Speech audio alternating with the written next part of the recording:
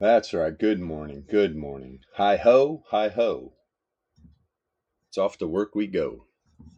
And we do it with the VEPS. Where's my people in the Discord? Whoop, wrong voice. There we are. Platform There we couldn't are. really be more relevant. Hey, Oh, there's Bilbo. look at these degens I found. Uh-huh. I knew somebody'd be hanging out somewhere. Good Yeah, we're shit. somewhere. So what's happening, gentlemen? Oh no. We were just discussing TV and all. Yeah? What about TV? Mm-hmm. What a great platform it is for streaming, Right? despite all its drawbacks, and For sure. that it's relevant. It's relevant to the people we're trying to reach, and that because their streaming service is still relatively new. Hopefully, as it grows, our channel will grow along with it because we are one of the early adopters of it. Yep. Since there's not that many people making content on a regular basis there. Nope. There's maybe a couple dozen, something like that. Yeah, if that. If that.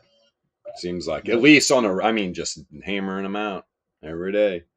We're not going nowhere. We will be here. We will be here.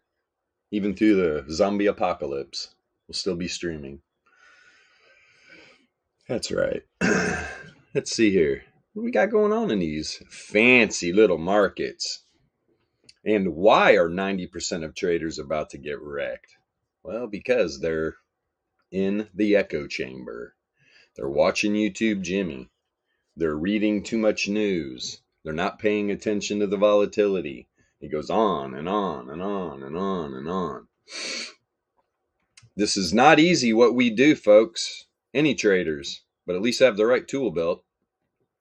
At least have the right tool belt. That's what we like to preach. Hammer it home every day. Yes, we do. Hammer it home. Right here before the market open. Right? Got Dixie dumping out a little bit, trying to get back down below the support level on the weekly. Right? Got a tight volatility range today on Dixie. What's going to happen today? Is this thing going to trend to the downside? Is it going to trend to the top side? Or is it going to go both ways? About to get exciting. About to get exciting indeed. So when I'm looking over here, let's go. Right? We talked about Bitcoin. Got the reverse mean log returns. Got the 11 length.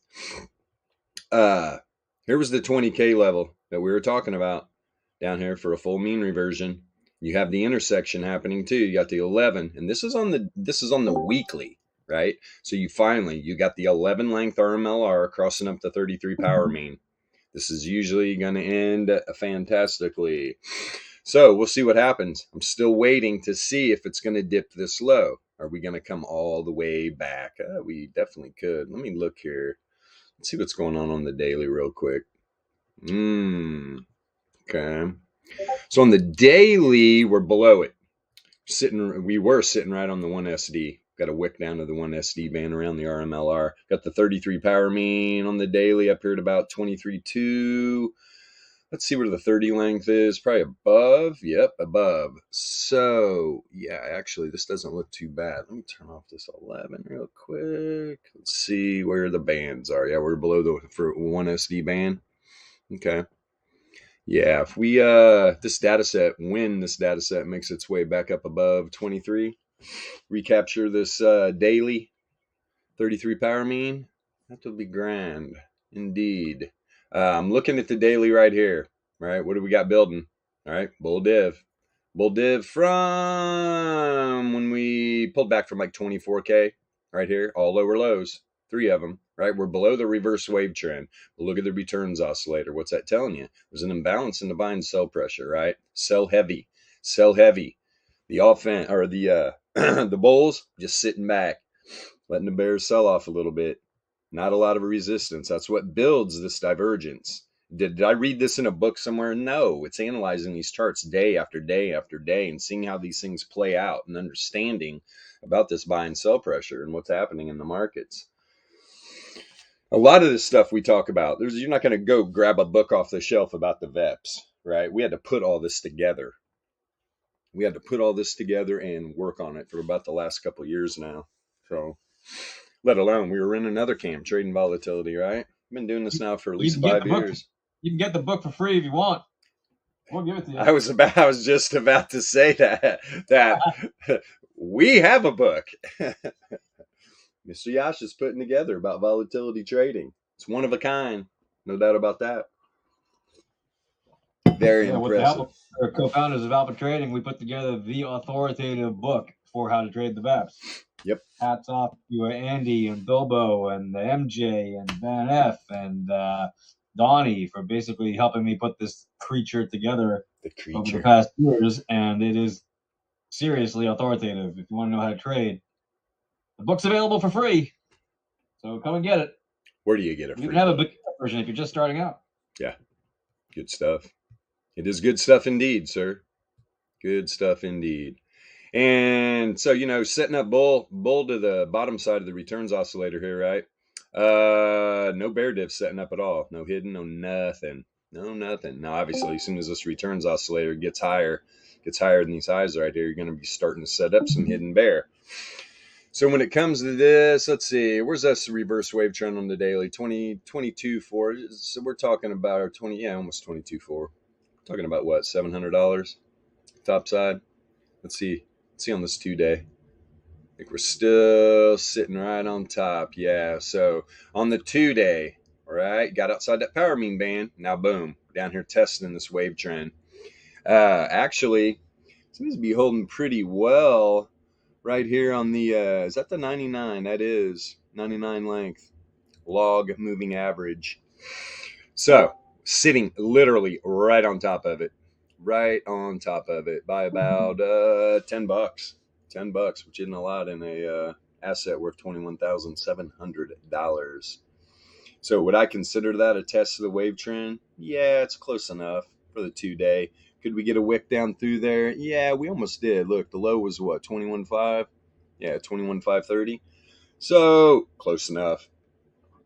Couple $100, definitely close enough. I do like this. Let me see here what's going on.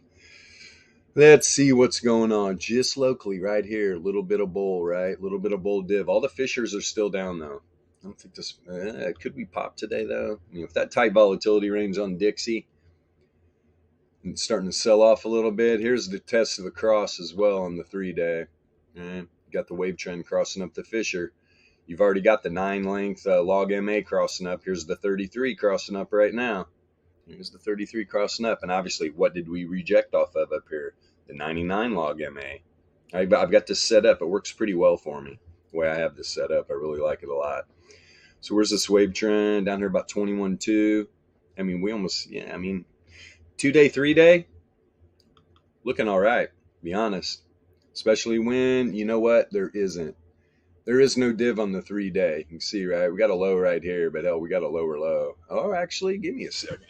Do we? Let me blow this up. Yeah, it's building right now. Building some bull div on the 3-day too. Okay, so we do got this bull div building.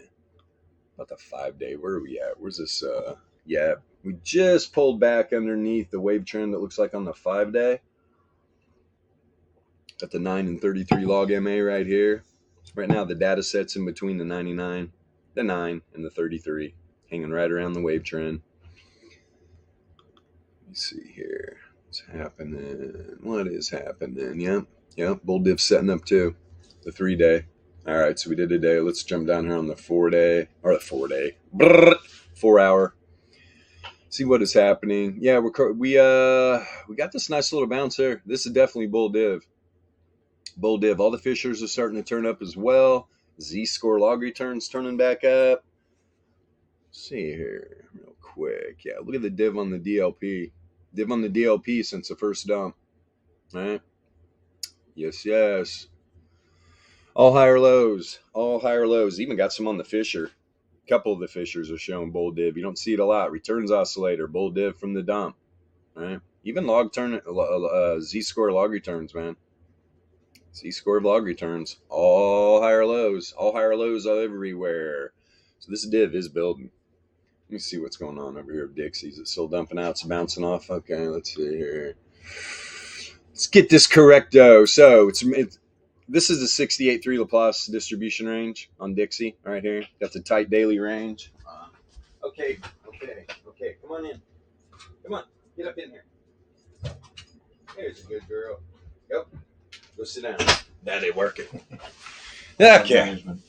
Let's see here. Where the hell was I? So Dixie bouncing off first standard deviation to the downside. Where is that 1SD at? Right at that weekly support or resistance level. Right here is the weekly volatility range. Right down here. Top side about 104.7. And that is at where? Where is? Boy, are they right on top of each other? They are, man. So you got the wait a minute. Where's the 2SD? Wow, 2SD is blown out, man. Is it that far? 1 second here, ladies and gents. Let me pull this down for a sec. Let's scale this up. 1, 2, 3. Wow. You usually don't see those that far apart. That's interesting, man. Normal distribution. 2SD is blown out. Here's a 95.4 Laplace down here. Right? Usually you're going to see these a little tighter. Here's the second standard deviation. So you got the 95.4 Laplace right at the top side of the weekly. Is this a probability? Yeah. If you break down here and you start closing some candles, you got to get back up inside this because this resistance level is now support, right? When it comes to this volatility range, definitely support now. Got a nice little bounce. Let's see what happens. Markets aren't open yet. You can see the E-minis. E-minis are flying with this little down move on the dollar. Bitcoin, Solana, everything. Probably crypto's all green. Probably a lot of pre-market. A lot of pre-market's going to be green too and stonks. Let's see here. Except natural gas, of course. Natural gas is just whoop whoop. Issues. Let me see here. Anything sticking out? Okay. Coin up 1.8 now. That's all right. No, it's still 617. Give me 1 second here. All right. Let me turn on. Give me 1 sec. Hey, Bilbo. Yo. Someone in the TV wants to know if we can do an AUD-CAD VEPS analysis. We're dropping into, what is that, Aussie Canadian dollar? I think so. AUD-CAD, yeah. Aussie Maple Leaf. Yeah, we can. Give me a second. 100% we can. And talk about the VEPS working good on something. Forex. This is what I like to tell people too, man. When you first start trading the VEPS, take it to Forex. Take it to Forex. Right. Yeah, man. Those moves a lot easier to evaluate what you're looking at with the VEPS. Okay, let me see here. What's happening? Is everything pulling up pre-market? Nice normal pair that just goes up and down pretty regularly. Yeah. Yep, exactly. And where is market? Why's this baby not letting me do this? Change. Yep, there it is. Oops, sorry. There we go. Let's see. Anything really sticking out? I mean, natural gas is up a little bit pre-market. Yesterday, obviously, got wrecked a little bit. Yeah, nothing really sticking out right now. Let's see. Any big movers? Coinbase down 2%. It's pulling up right now, though. Dixie showing this weakness. Let's see.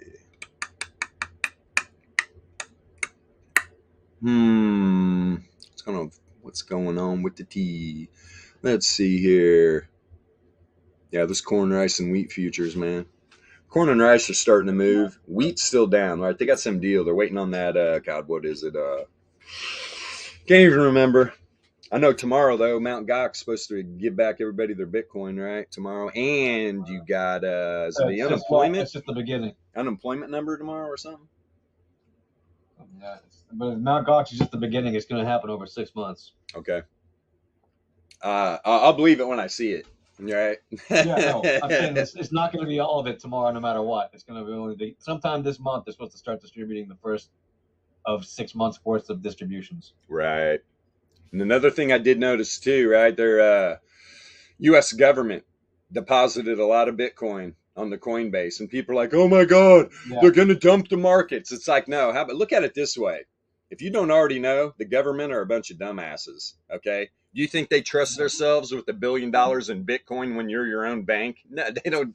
So they're going to let Coinbase, right? They want Coinbase to be the custodian for their Bitcoin. That's what I'm seeing out of it. Why everybody else is all bearish. Oh, they're going to dump the markets. I'm like, no, they're a bunch of idiots. They don't want to lose all their Bitcoin. No, they're just gonna keep it there for safekeeping. Mm-hmm. Which underscores how much the U.S. government is not anti-Coinbase. Exactly. Also. Or anti-crypto. Underscores how much they're not anti-Bitcoin either. Yeah, they're pro-Bitcoin. Yeah, they got a bunch. Yeah, they got a bunch. You don't think they don't want this thing at $1 million? Oh yeah, why China's stockpiling gold? So much, they're willing to put 50,000 of them that they confiscated onto Coinbase. Yep. Yes, they did. So who knows how much they have in reserve and just on top of that. Or some would say they stole it. All right. Well, seized it. They seized it. Yeah, they seized that Bitcoin. Government never comes in and ransacks your shit and steals everything. No. That would never happen. No. Hilarious. We love our government. Love. All right. And we are. Bear with me there, bud. We're getting ready to roll over to that Forex pair. Just taking one quick peek here. Let me flip this on crypto real quick. Let's see. Yeah, now you're gonna have a lot of altcoins already pumping, right? For sure.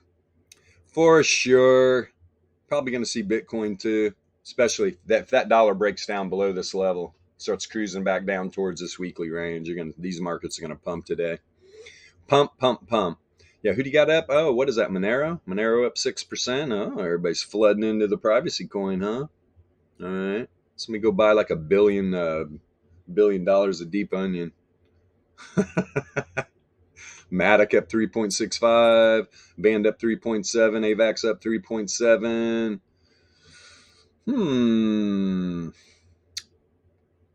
Yeah, everything looks good. Yeah, why not? Let's go over here. Let's do our friend a service here.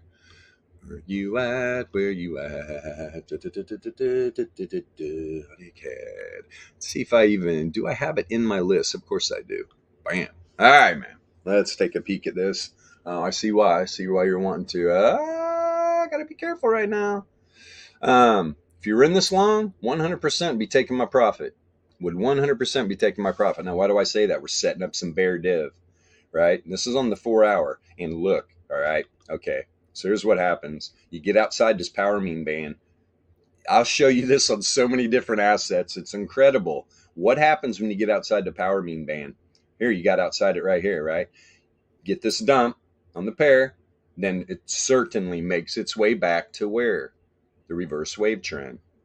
Didn't close a candle above that bad boy. Maybe just a tick, a buck or something. I mean, not a lot at all. Not a lot, not a buck. Jesus, we're down 4x. What is it? Not much at all. Rejected right to the bottom of the power mean band, right back up to wave trend. Now you get outside of it. Here you go again, right? Sent a wick right up to the wave trend again. And so right now on the 4 hour, setting up this bear div, returns oscillator just crossed the zero mean. You got one of the four fissures are down. Let me see here. Setting up.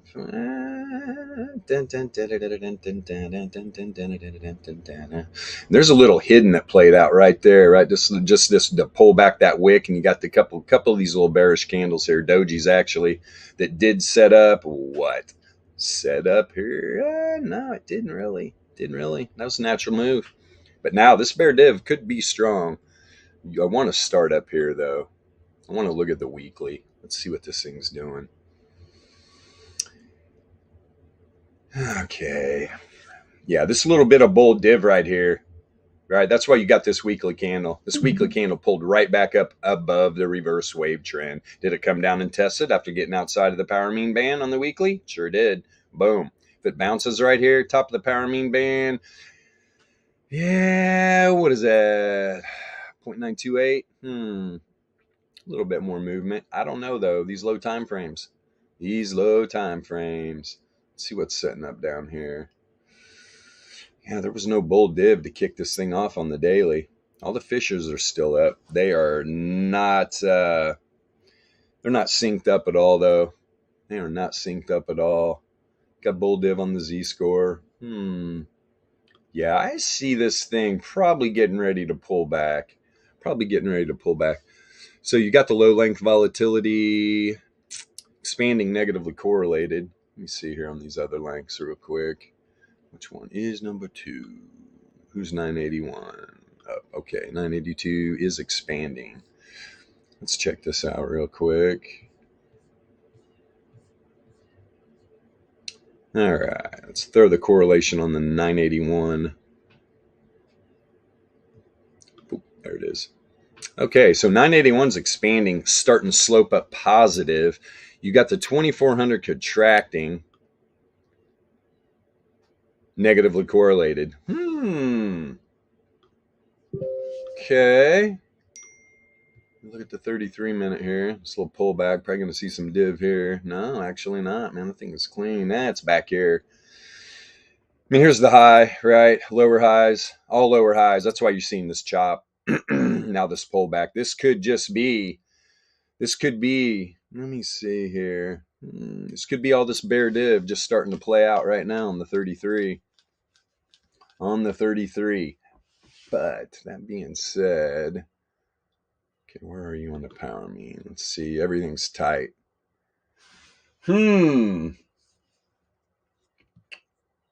Although, we got down here 91. I mean, if anything, this could pull back low time frame here. Right back down to about just a tick over 91. What's having an outlier to the top side? Yeah, let me go back on this daily. Look at this volatility here. Yeah, flat volatility negatively correlated. Let me switch this back though. Come on. There you are. Let's see. This is what I really want to do. I'm going to pull it up on the VRE too. So give me a second here. Yeah.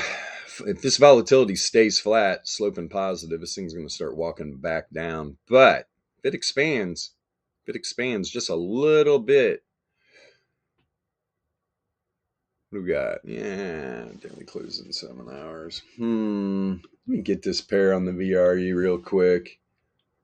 Yeah, everything pulling up, pumping. Okay. Let's throw it where Coinbase is. Where you at, Forex? There you are. Where you at, Aussie Canadian? Boom. Holy choppy 15-minute. Choppy. Let's see. You know what? I need to pop this on one. Okay. And there we go. Let's get a bigger look here. Let's see what's happening. Okay, there was a weekly range. You talk about a good rejection. Wow, man. So you open up. Let me see. Let me just make sure. Where was that open?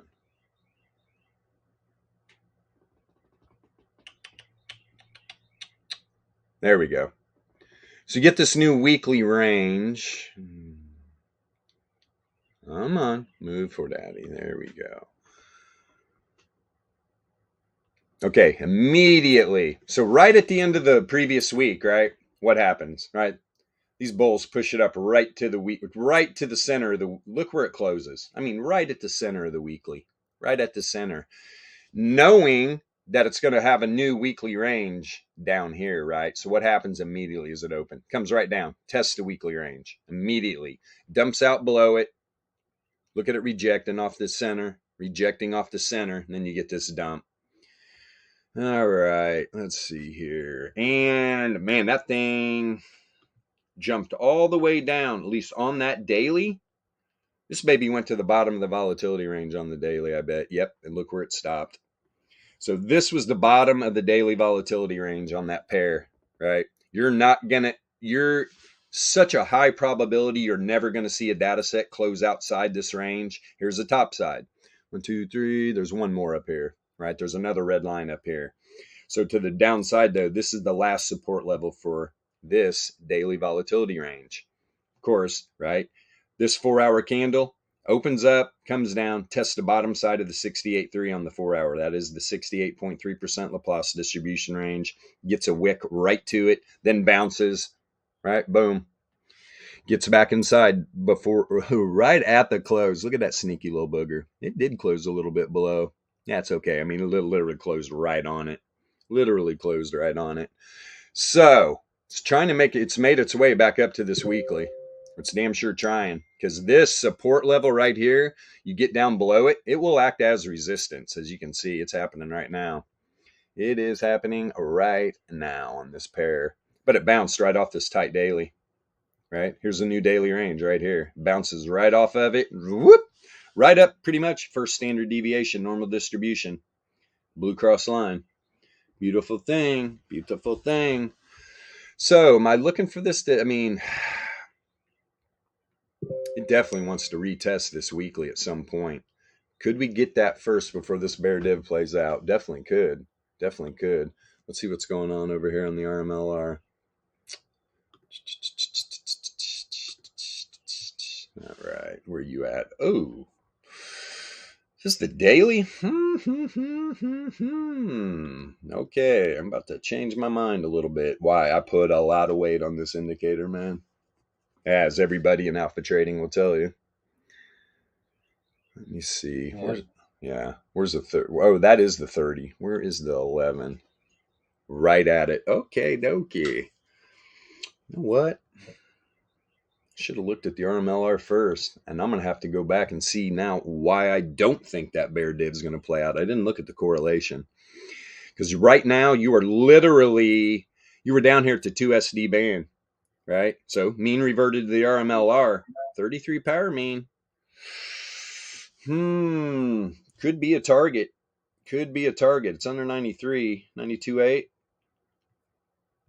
Where's it at on the weekly? Yeah, way below 2. Wow. And look, so here's the weekly, right? So you get up here, you bust to the top side. Let me scale this down a little. Yeah, let's start over here, right? So you come down, 2SD band, mean revert, break up to the top side of the 11 length RMLR, 33 power mean, and then you make a run up here to the 2SD band. Kind of slumped over at some point here, right? Mean reversion to the 33 power mean, sent a wick almost right to it. Now it's pulling back up. Yep. Yeah, man.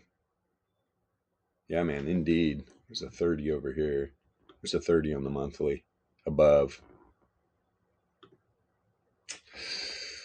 I'm going to take everything back. What's that? Just tick over 92, 92.7. That's on the monthly. Yeah,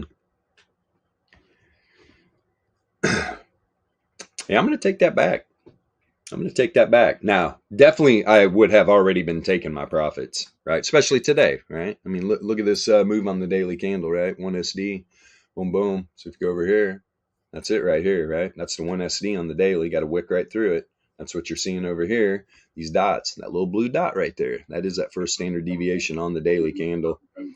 This thing could move, man. Let me go back over here real quick. Where's that 4 hour? Let's see you real quick. Yeah, no correlation. There you go, right there. Look at the red column behind, right? Look at that nice little red candle. That's telling you this bear div is not playing out right now. Is what it's really telling you. Price action's not following returns right now. Okay, even though there's bear div and the returns oscillator broke below the zero mean, it's negatively correlated. It's negatively correlated. You can see the candle before, right? Yeah, positively correlated. Telling you what, so you know what that's telling me. If this is negatively correlated, breaking below, this could be setting up some hidden bull. But you're literally at the top of the power mean band almost. You're literally almost at the top of the power mean band. Daily. Like I said, I mean, from this low back here, there's definitely bull div. All these are higher lows, and you can see that's why you get to chop, man. That's why people are like, oh, interesting price action. Let's draw trend lines on it. Let's not realize that it's the divergence that's making these plays, right? And that divergence can break, not break at any time. You need to know the correlation. You need to know the correlation, what's going on with the volatility, instead of drawing trend lines. It's coloring books for adults, man. Stop drawing on your charts.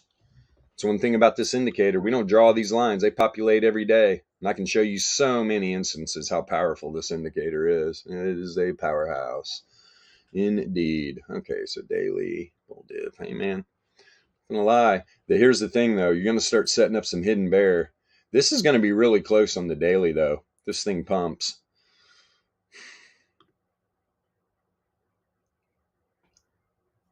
Yeah, you got the Z-score pretty low on the 15. And you are setting up. Are we setting up some hidden? Yeah. Setting up some hidden bull. Open. Let the bugle call roll. 85. What is that all about? What is that all about?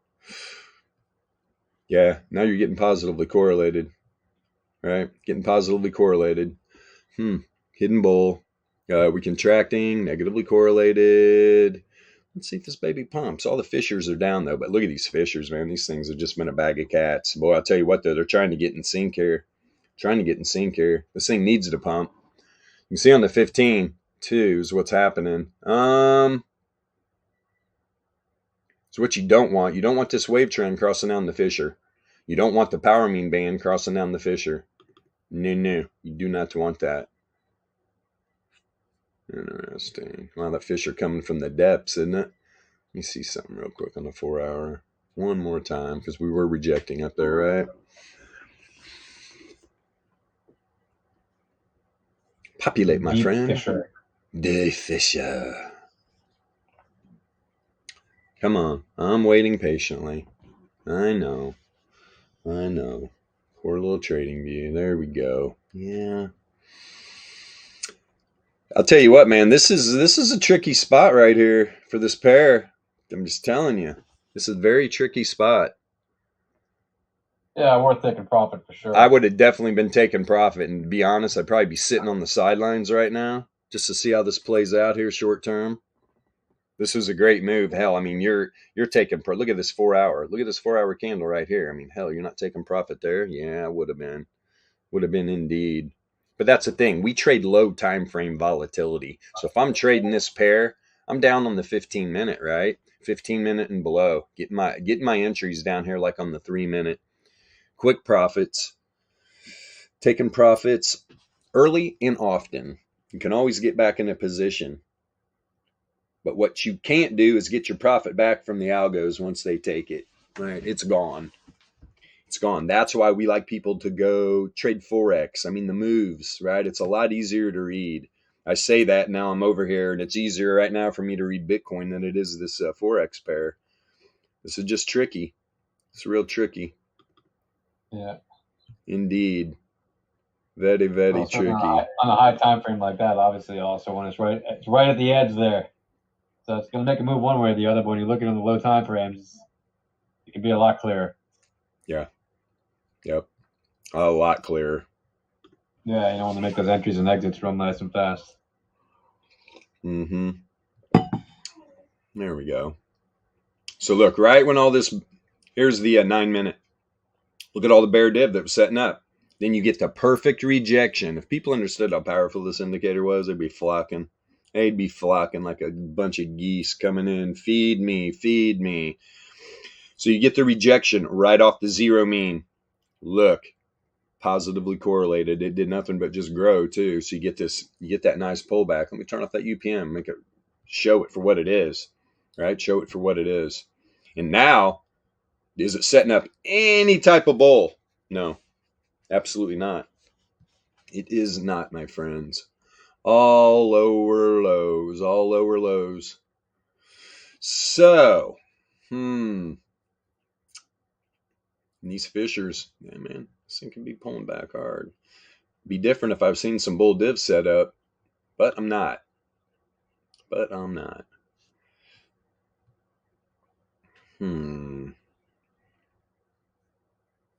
Yeah.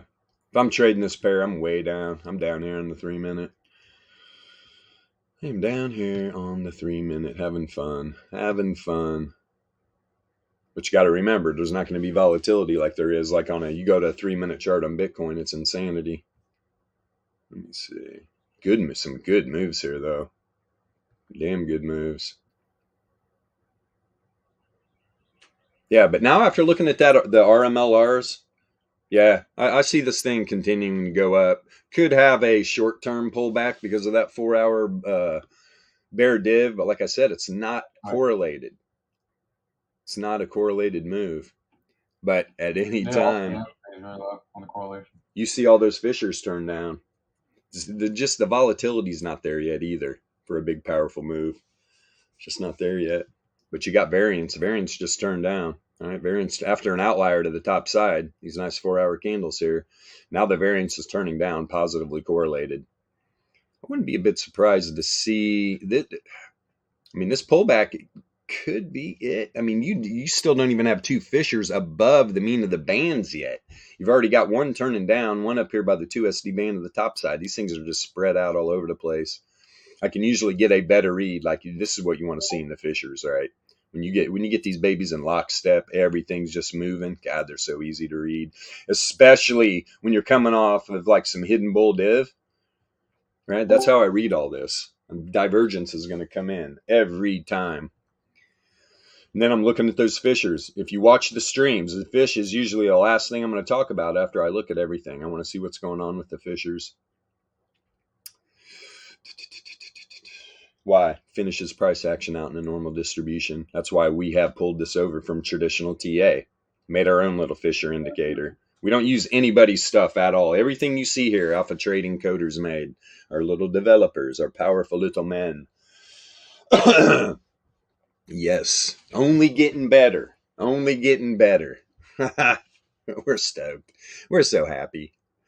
Yes, we are. Very happy traders. Have all this info at our fingertips. Yep. Yeah, assets. I do like this long term though to go higher, man. I really do. Just because of the RMLR. I'm gonna always come back to here. This thing's definitely on these high time frames. Looking like it wants to move back up. Definitely wants to move back up. Do some mean reversion. Returns, mean revert, price action follows. It's as simple as that. It is as simple as that. Once you realize that, your whole outlook on trading changes. Let's see. Holy smoke. Okay. Now I got you up there. Okay, let's throw Dixie back up here. Da, da, da, da, da. Get up in there, Dixie. There you go. You do your thing, baby. You do your thing. I want to see you pull back. Let's see you pull back below this weekly resistance level. That is support now, obviously. Right? And this is the whole thing. We're not drawing lines on data sets, man. That's not how to trade a random market. The markets are random. A high percentage of the time, the markets are random. That's why we have our entropy indicator to let you know when a move is trending. Right? This was a trending move. But I'm telling you, I've seen pullbacks like this or even pumps like that not be a trending move, be in total random walk. Right? A total random walk. This move right here, random walk. Right? A random walk. This was all random until boom, you had this trendy move right here. So there's a lot of people out there that really don't understand what a random walk and trend is. Well, you need a proper indicator, right? You need entropy. And we're one of the first, right? There's not a lot of people on this bandwagon. We literally created this indicator. There might have been there was somebody else tinkering around trying to make one, but he's a woohoo little bit of a head case. So I don't think that thing ever even populated. I don't know for sure. Haven't talked to him. I think it was we were using DWT and HVT. If you remember? Yep. And then we were like, hey, we need a good trend tool. Our developers are like, we got something for you, and there you go. And this thing. Why does it say AT Swiss? It's a Swiss Army knife. This thing is insane what you can do with this indicator. I mean, it is insane. Yep. You can set this thing up with so much different stuff. I mean, incredible. There's a lot of things going on here. Yeah, it's powerful. I keep it simple, though. But I like, just for, for stream's sake and stuff, I like to have everything broke up. We actually have an indicator that combines z-score, variance, and returns oscillator called the Wolfsbane, right? But because for stream's sake and people watching these streams, because that indicator, a normal person, right, looks at that, they're like, what am I? This makes zero sense, because it is a lot of noise, just like our volatility indicator, right? A lot of noise. There's a lot of things going on. You have to know what you're looking at, or you're just going to get confused. That's when paralysis by analysis will kick in if you don't understand. Right. That's why I always, when people start trading these VEPs, learn about volatility. Right. Learn about the 6 tendencies with volatility, expansion, contraction, and the breaks and correlation that accompany it. You want to learn that first, and then just pick one at a time. Learn one indicator at a time. Don't try to throw all this on a chart and understand what you're looking at. This is the point you'll get to, though, right? And I consider this as this is my instrument panel, right? If I'm flying the stealth bomber, I'm a pilot. I'm not an engineer. I don't create these indicators. I take these indicators and I put them to work, though. I've always been really good at doing that. I'm not the math guy. Everybody just immediately assumes I'm the math guy. Wrong. I'm definitely not the math guy. I mean, to the point where people send me pages of calculus equations, and I'm just like, okay, what am I supposed to do with this? I think algebra 2, I got a D-. I barely got through algebra. You're sending me calculus. I had other things to focus on than math. But now, refocusing in my later years, right? Refocusing on the maths. So yeah, good stuff. Oh, did we lose that negative correlation? It's pulling back. It was a lot stronger. For sure. But you got it. See, here's the entropy indicator, right? So for the Aussie dollar on the 4 hour, since we're still here, we'll bounce right back to this real quick. Look at this move, right? People, hey, Aussie Canadian dollar, hey, we're trending to the top side. No. That was not a trend. This is a random walk, right? Back into a random walk out of trend.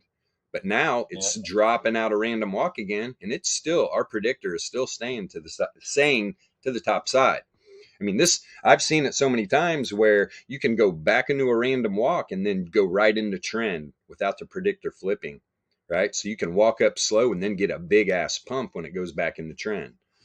So we'll see what happens here. You can see though, this correlation, it's pulling back, right? It was down here. I mean, it was a nice strong, you could boom right there, just pulled up a little more. That's because this candle's pulling up. Let's see what's happening. Hold on to your seats. Mini pullback. And then continue. Yeah, I see that. Indeed, because it will be setting up some hidden, right? As long as these 4 hour candles don't drop below, right? It is setting up hidden bull. All right, we are done with that. Now let's see something here. Get this set back up. Where's my little, okay. Natural gas trying to make a move. Coinbase going side. Oh, Coinbase had a nice little wick up there. Top where to? That's a 68.3 Laplace distribution range on the new daily candle to the top side, right? Just like right up here. Just, the minis have been open. So you're getting a full population. But you will see this cross line start to build as the day goes along. Literally just sent a wick right to it. Where else? Right to the top side of the weekly volatility range. Right? The bulls are like, oh, government put a bunch of Bitcoin in Coinbase. It's got to be bullish, right? Yeah, everybody thinks it's bearish. I've read so many Twitter posts and stuff. Oh, the market's going to dump. Newsflash. All these people that are putting out this nasty little narrative about cryptocurrency are buying. They're gaslighting everybody. Wake up. Don't get left behind. Because we already know, right? Earlier or last week, one of the titles was, where are we going? 20K first or 32K first? Right? Well, apparently we're really close to 12K. Really close to 12K. Let me see something here. Let me put this dollar. It's all going to depend on the strength of the dollar, for sure. Being said, You got Bitcoin up at the top side of the 68.3. Let's see. Solana is down here. Probably. Is that Solana down here by the... Let me see here. Top side of 68.3? Yeah, I think that's what it is. Yep. So open up above the 68.3 Laplace. Interesting for old Solana. Caught up in a bunch of mess, right, with FTX. Now, I read somewhere they were saying AVAX is connected some way. You read that, Yasha? Read that somewhere. Connected to what? Yeah, to the FTX Solana little debacle. Oh, yeah. That AVAX is wrapped up in it, too. They had like hundreds of connections on their company, though. I mean, like from there. Right. So it wouldn't surprise me. Yeah. Let's see. So where'd the S&P open up? Here's a tight daily range. So you got a tight daily range on the dollar, tight daily range on the S&P. And we're at right at the center of the weekly. I mean, this thing on any asset, the weekly ranges, the monthly ranges, man, they are magnets. Data sets usually find their way right back. And here's the center of the monthly on the NASDAQ E-minis, literally almost there. And where's the S&P minis? Right at the center of its weekly, right? Just like S&P, obviously. They're going to be very similar. It's the same damn underlying, just different, right? And then you got the minis, and then you got the E-minis. Let's see, where are we going? Or the micros, sorry. You got the micros and then the E-minis. Let me see. Oh, there's old P-Funk. P-Funk's in the chat. What's P-Funk got for us? Anything funky? He's probably nothing funky. I have my sink being ripped out. My kitchen's being ripped out as we speak. Oh, nice. Getting that little problem fixed. I'm in and out. Huge leak in the house. That sucks. That always sucks. Yeah, well, at least it's warm here. Or warmer. Yeah, right? Yeah. Well, I like the minis. I'm on the minis, man. So that's what I'm just on the minis. Yeah. And you got the dollar right now trying to break back down. Right? Let's see what happens. Haven't closed the candle below here. So let's see if we can get a 15-minute candle closing here and get this dollar running. Let's see. Yeah, down to this weekly range. If this happens today, these markets are going to pump. You're going to see some big pumps. For sure. Especially with these tight ranges. SPY's got a really tight range.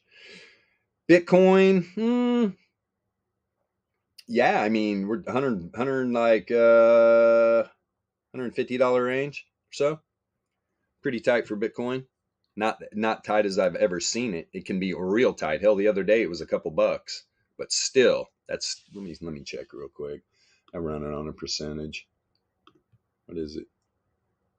Yeah, it's under 1%, man. Usually when it's under 0.5, it's really heavy, but under 0.1, yeah, it's still a tight range. This thing can definitely trend, especially if Dixie trends back down to this weekly range. You're going to see some pumps. You're going to see some big pumps. The minis are pumping. All right, the minis are pumping. But if it finds support down here, it bounces towards the end of the day. And this is using these indicators. If you're trading 0-day expiration, good stuff, man. Good stuff. Real good stuff. Yeah, I like it. Let's see if anything's running. Who's leading the pack? Who is leading the Z pack? You got VIX dropping down below 19 again. Intraday still delayed. What time is it? Yeah, actually, is it still delayed? No, it's it's up just a tick, I think. Just up a little bit. And that's the CBOE intraday volatility. Vol. We got 175. Oil up. Oh, you got natural gas finally moving. Let's go natural gas. Been in that position for a while. I need to roll that thing. Let me see. Who is popping? Who's the big popper? Baba down 2.4%. Crush the Chinese stocks. I don't mess around with the Chinese stocks. No, I do not. I trust them. But I they trust know them better. less than the crypto Chinese the Chinese cryptos. If I don't trust them in traditional markets, you think I trust them in crypto? I was gonna say the opposite, bro. Oh, all right. I don't trust them in crypto. You think I trust them in traditional? Okay. That's full of That's where the scoundrels. real criminals are at. That's right. The criminals in the traditional market make the crypto criminals look like saints. Like kindergarten. Meanwhile, they're gaslighting everybody saying cryptocurrency. Oh, only drug dealers and criminals use cryptocurrency. Isn't the narrative getting old? It really is. Right. As they're buying. Literally, as they're depositing into Coinbase. Yeah. As the government put that. Dude, what? How many Bitcoin? 49K? 49,000, which is like $1 billion worth roughly at the moment. Wee-ha! Ride that bull. And it's all from seized assets. Yeah. All of it. Seized it Confiscated. from the criminals. Give me a break. So if only criminals and drug dealers use cryptocurrency, maybe they're right. The government's got 49,000 Bitcoins, and they're the biggest drug dealers and biggest criminals in the world. So here we go. They are too. This video has now been actively suppressed. Thank you and have a nice day.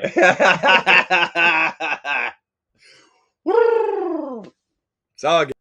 We got your back. You need some indicators? We'll work out a deal. Not how you guys work. Yeah, they love deals. You scratch my back, I'll scratch yours. The dollar probably going to be resilient here, though. And where is the bottom of the range? I mean, we're literally almost at the second support level. Third support level is right down there. Yeah, right at the bottom of the weekly. That would just be a blessing. If we could get this to run to the bottom side of this volatility range today, you're going to see some, in the traditional market, you'll see some 4 or 5% moves. Crypto, who knows? Could be a lot bigger. Could be a lot bigger. But now, if Bitcoin starts pumping, you know what's going to happen, right? Is what you really want to do if you're going to trade crypto, right? You want to look for some correlated assets. What's moving with Bitcoin? What's negatively correlated with Bitcoin, right? Because then you can long Bitcoin, short an alt, right? Short Bitcoin, long alts. I mean, we all know how this market works. But Bitcoin will suck the air right out of these altcoins. Some of the stronger ones, though, will pump with Bitcoin. You got to find the correlation, though. Got to find the correlation. Do we have an indicator for that? We do. Sure do. We've got an indicator for everything. Yes, we do. And correlation is very powerful. Meanwhile, YouTube Jimmy doesn't think below a daily time frame correlation should be used. It has no use. But this is the same joker that's pulling up the moon chart, the moon cycle charts, and telling retail traders that there is statistical relevance here. This indicator's right 70 to 80% of the time. Hey, it's a full moon. Are we going to pump? I mean, right. It's crazy, man. It's crazy. We deal with an insane academy of peanut gallery monkeys. It's insane. Just the gall to even pull that up on your stream. Shame on you, man. Yeah, and to say you're a professional trader and to pull that up not as a complete joke. Yeah. Like if I pull up the moon chart, I always remind people this is for laughing at because it's ridiculous. Yes. And it doesn't matter if it's right even 100% of the time because that would still be randomness and coincidence. Very much so. Very much so, sir.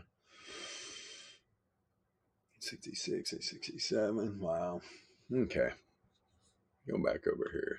There we go. Let's see. Oh, I see. Yeah, we got Sayron in the chat on TV. Nice. Nice. Yeah, we're looking for assets. And look at this. Look at this damn dollar, man. All right, sent a wick all the way through that. I'm telling you, man, it's going to be hard to break this level. And if it doesn't, The dollar pumps off this. Let's see here. Let's pull up old Dixie. 4 hours. Thing's rolling big time. Rolling over. Let's see. If you are looking for something, maybe for the audience, TORO and OCEA. What? Two stocks, TORO and OCEA. Those are the two big movers this morning. Toro? Oh, Toro? Yeah, like Toro, El Toro, but the Toro. Oh, what is fucking thing just get listed? I don't think so. I don't know. Maybe it did yesterday. I don't know. On NASDAQ? Like 3 candles on the 4 hour. Yeah, you got 3 candles on the 4 hour. Well, this is no wonder. If this is, maybe it did. I don't know. I'm looking at it 1 minute, so I don't know. So it's yeah, I think it just got listed. So of course we're going to see this shitcoin action going on. You talk about, you know how many people this just wrecked. Holy shit. Wrecked. Yeah. OCEA is another one too. Yeah, literally looks like it got listed at the beginning of the day yesterday. Yeah, it looks like people, if anyone's still holding it, they should take their profit and get out almost. I mean, look at this thing. Holy shit, man. Holy shit, holy, man. Not exactly a lot of information there, but yeah. Yeah, so what's it open? It opens at what? 452, pumps up, dumps down, pulls up, then the next candle down. So everybody's like, oh, this thing's going to crash. And then look, it gaps up today and just is ripping, almost 100%. Wow. Crazy, man. Yeah. Toro, huh? How was Toro not been listed?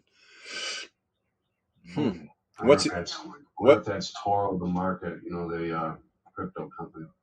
I don't know. Yeah, it's got to be, it can't be like Toro that makes all the lawn equipment stuff. Who the hell is it? Toro Corp, huh? Somebody look it up. What's the other one? P-Funk? That other asset you were saying? We lost him in Syncville. I think he was saying OCEA, like ocean without the N.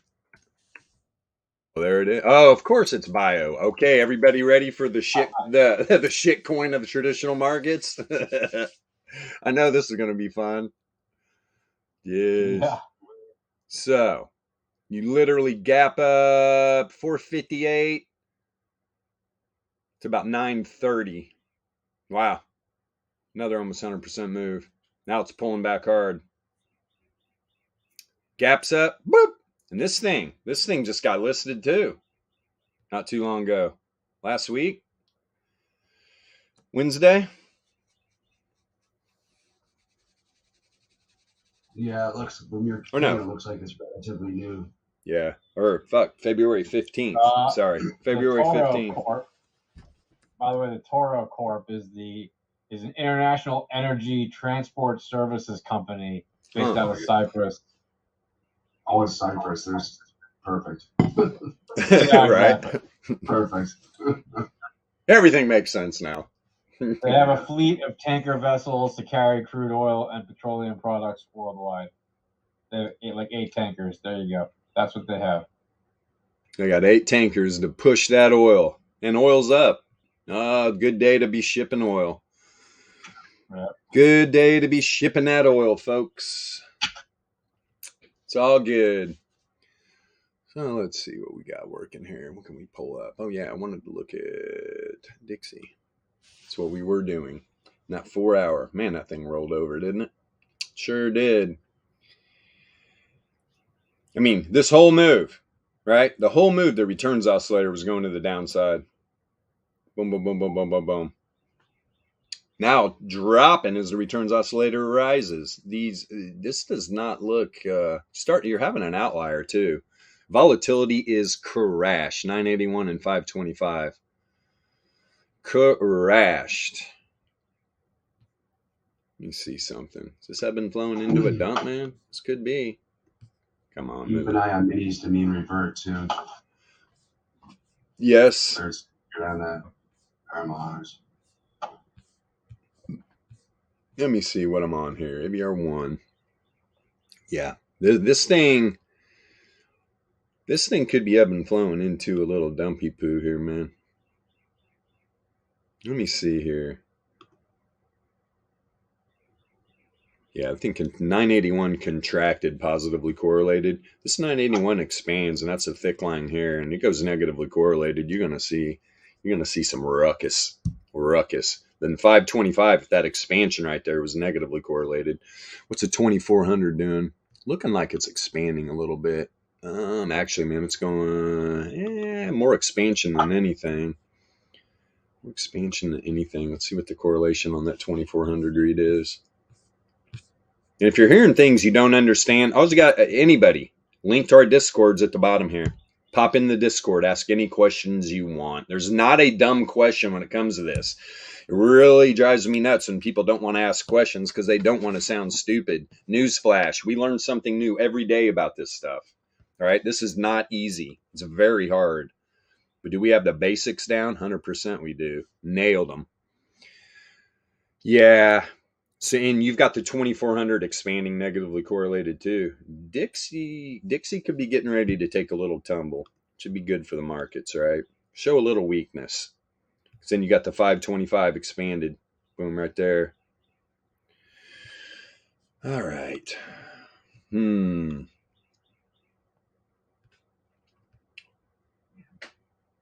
Yeah, there wasn't any bear div on the daily. No, there was not. No, there was not. The 12 hour, is it there?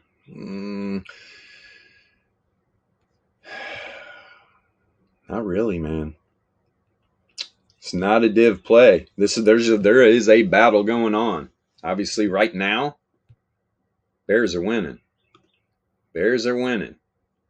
Drop down on the 90. Gronk. Brr. Let's see here. Yeah, there's a little pop. Boom, boom. There's some bull div right here at the end here on the 90 minute.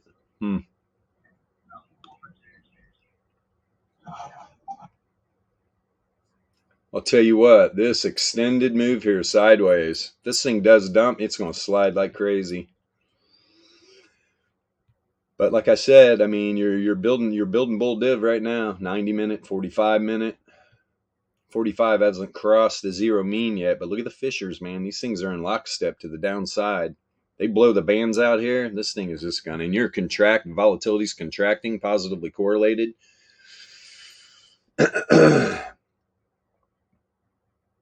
I'm surprised this is positively correlated. Now on the down move, yeah, maybe the correlation just hasn't catch up. If I change the length of the correlation, probably be a big difference.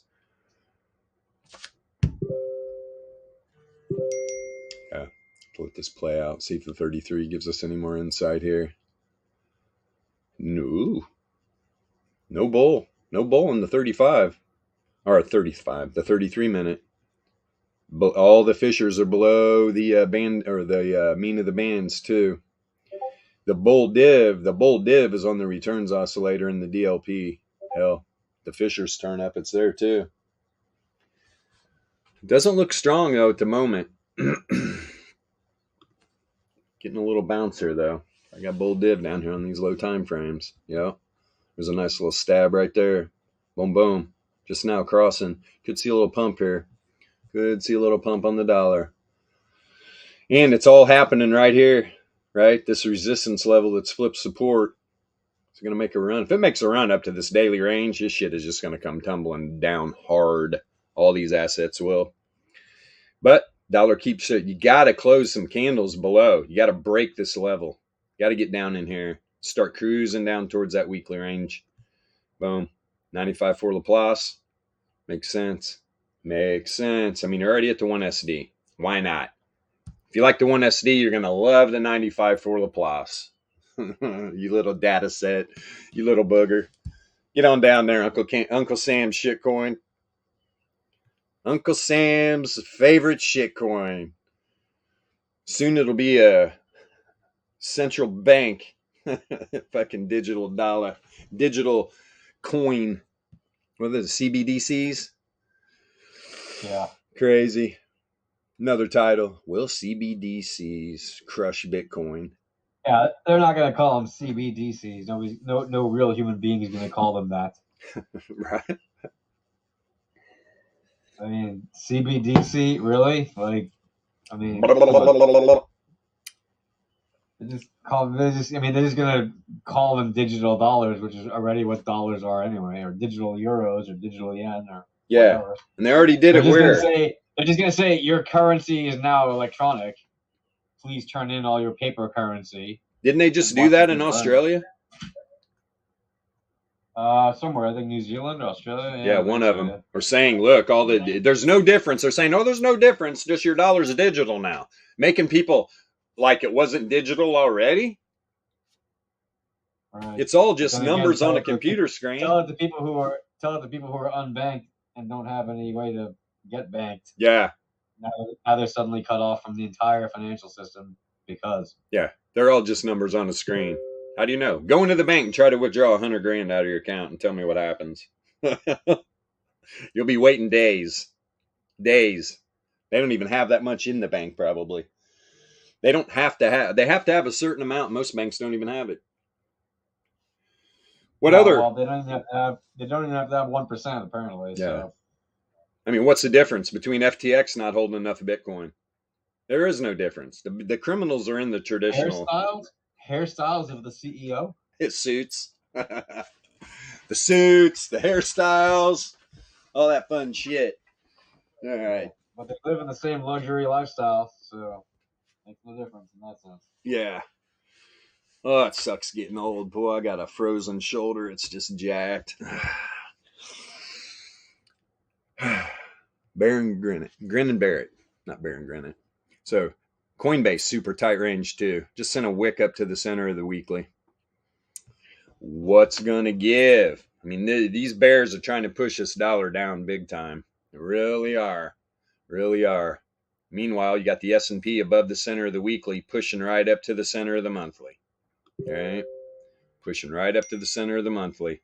This data set flies down here to the weekly. If the dollar flies down to its weekly range, 95 for Laplace, second standard deviation. Yeah, I was wrong before. That's not a spread. Now you can see it. The 95 for Laplace, 2 SD are right on top of each other. Just didn't see it before. You talk about a magnet. You got the top of the weekly, 2 SD, and 95 for Laplace. So taking this resistance level that's flipped support here, let's just cancel that out completely. First standard deviation.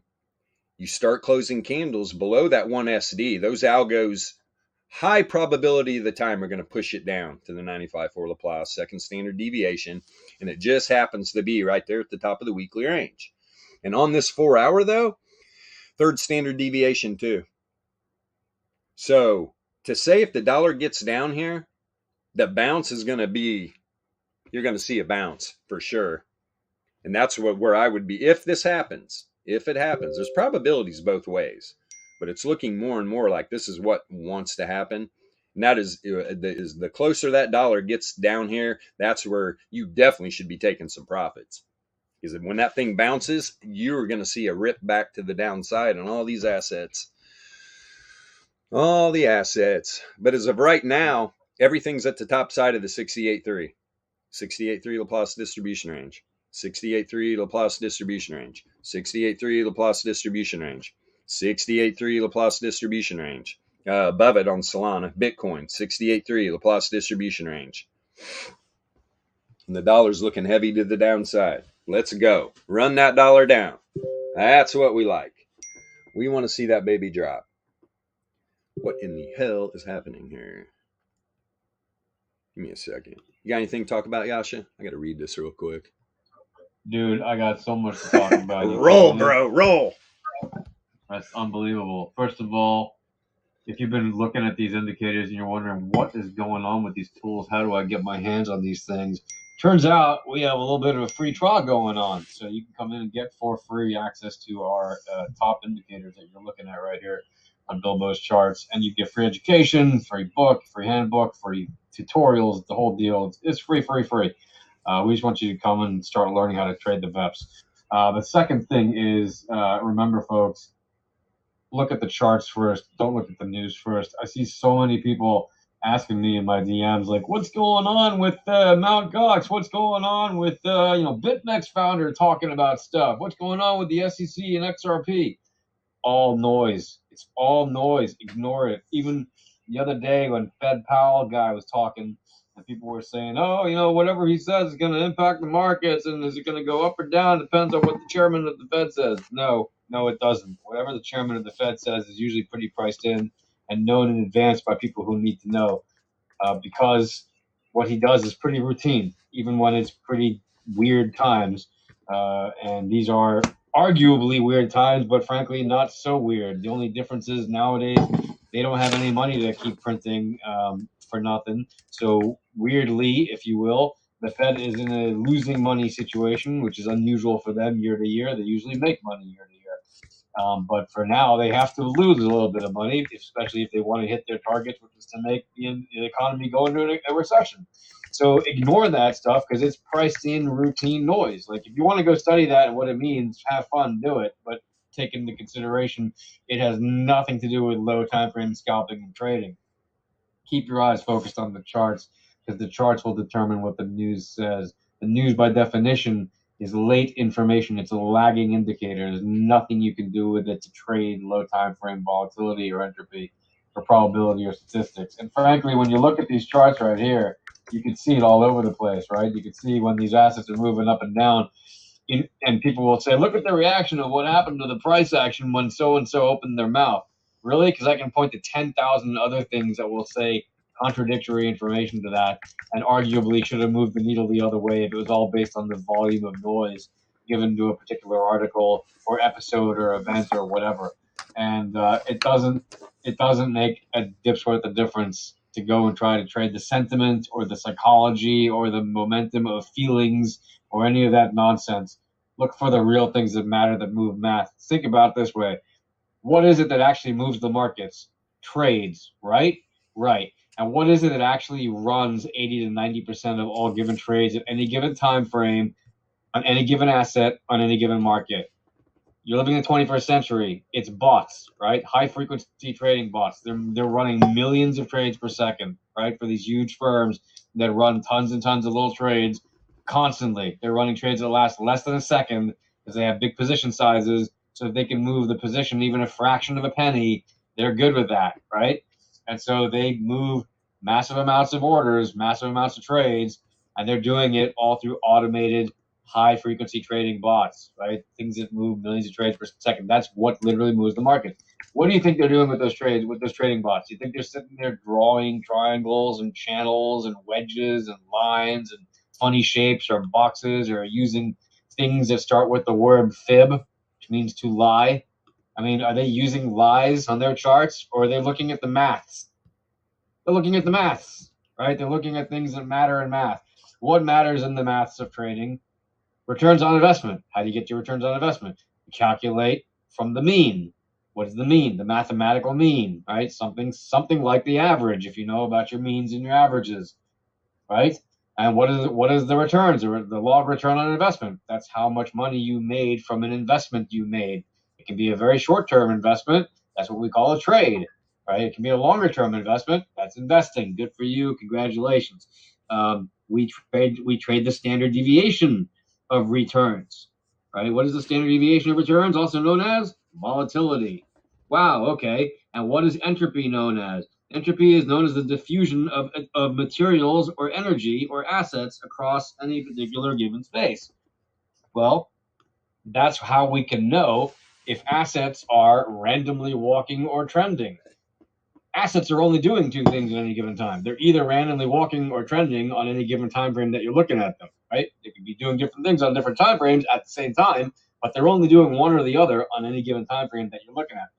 And you can determine that by looking at a proper entropy indicator like the one we have, and you can see the direction of it by looking at a proper entropy correlation indicator like the one we have, which is all built together in the same indicator. Thank you guys who make our indicators. Hats off to Donnie and Man F specifically. But yeah, so there's no shortage of information you can use to trade properly. The question is, can you trade properly given that the tools are available to you for free with a free trial, you can get, and by the way, some of them are free, period, if you ask for the right set. But we got 2 sets of tools, really, but we recommend looking at the free trial the last couple, it's a good deal.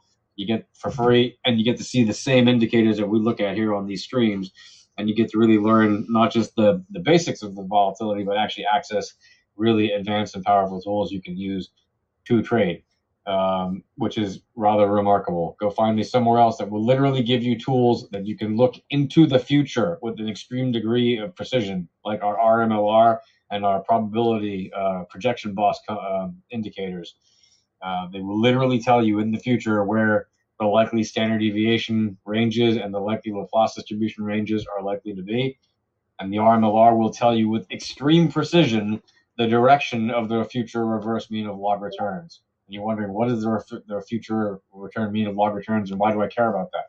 Well, if you know the future mean or the future reverse mean, and you know how far away the asset is following the returns from the mean or the reverse mean, then you know the likelihood that the returns of the asset will return towards the mean or move away from the mean, and same will return towards the reverse mean or move away from the reverse mean at any particular time, right? And when you have standard deviation bands on top of that reverse mean of the future reverse mean of log returns, you can literally see how far away the asset is from that reverse mean at any given time. And when you have standard deviation bands, as we do on the regular standard deviation bands or Laplace bands, you can see how far the asset is on those bands away from the mean at any given time. And if you know how far the asset is away from the mean or the reverse mean at any given time, guess what you can determine? You can determine with an extremely high degree of probability when the asset is moving away from the mean or when it is reverting to the mean. Because all assets do, right, is they follow, the price action follows the returns. And what does the return do? The returns mean revert. It means they revert to the mean. They go back to the mean. And they can mean revert in any direction, no matter what direction they're going in. But they will mean revert. They will find their way back to that mean. They will zigzag with that mean constantly. That's what they do. And the same thing, they will zigzag with that reverse mean. That's what they do, right? So look for that information when you're looking at those indicators, because that's what those tools are built to do and to make easier to see. Anyway, I highly recommend joining our tiny little community and getting the scoop on how to use this stuff. We are happy to tell you, we're happy to show you, happy to teach you for free.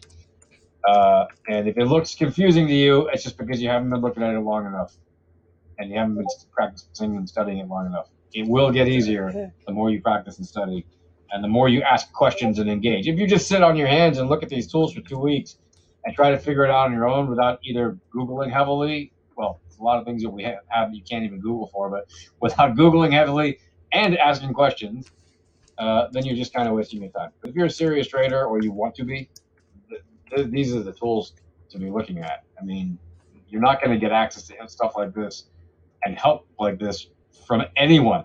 If you don't work at an HFT firm, forget it.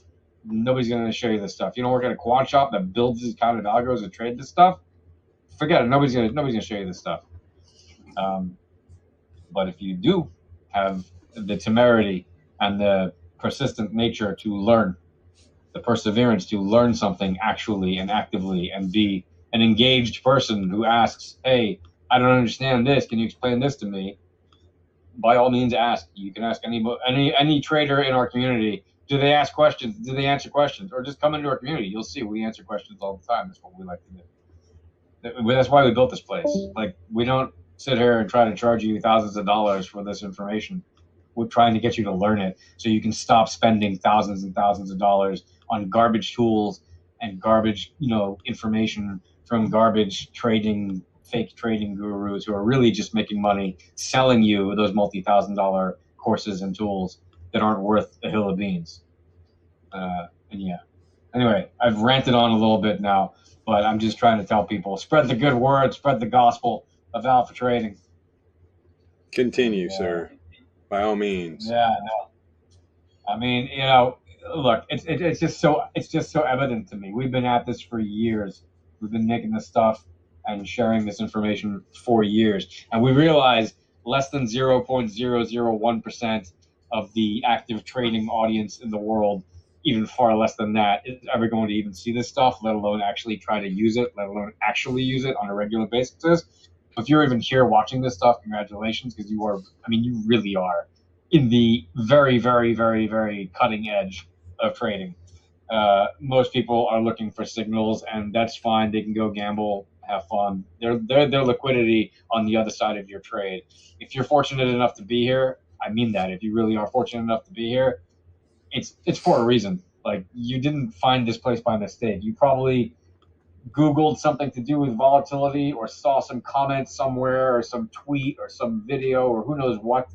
You found your way to this video. You found your way to this live session, and you're seeing things that are probably very different than normal trading videos, and you're hearing things that are probably very different than normal trading videos. It's because we don't regurgitate the same nonsense. We're not there trying to copycat other traders and get you into some herd mentality. It's just going to get you wrecked, right? Like 99% of the traders are about to get wrecked. That happens all the time. It's not a one-day phenomenon. Happens all the time, and the market makers count on it. They literally count on retail traders as the dumb money. They call them the dumb money because that's what makes them the liquidity on the other side of the H50 trades.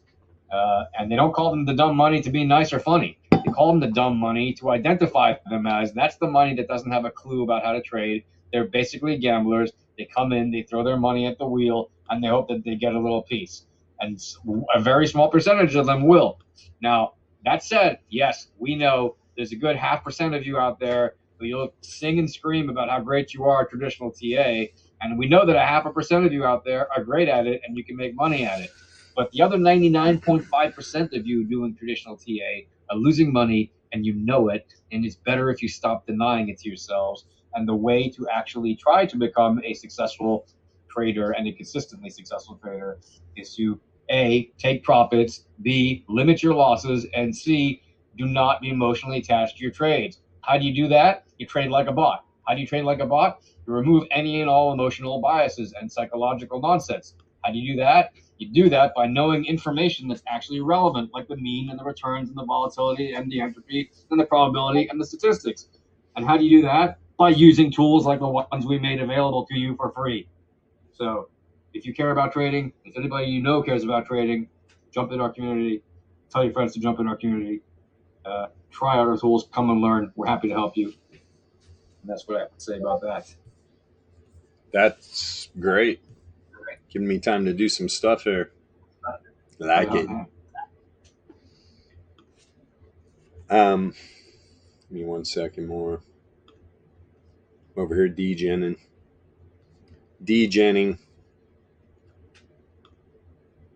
Jiminy Christmas.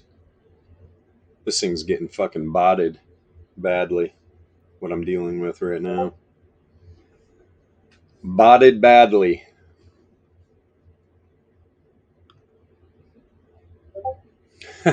Jiminy Christmas, man. All right. The dollar. So the dollar closes that 15-minute candle back inside. What's it do?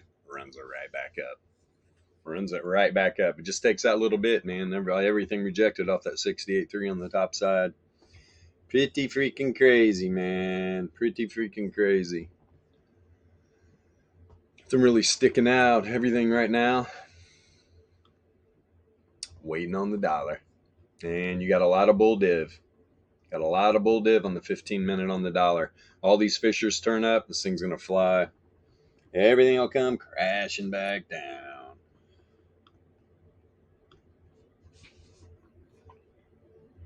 Definitely see it happening. Yeah, I'm not getting in on this.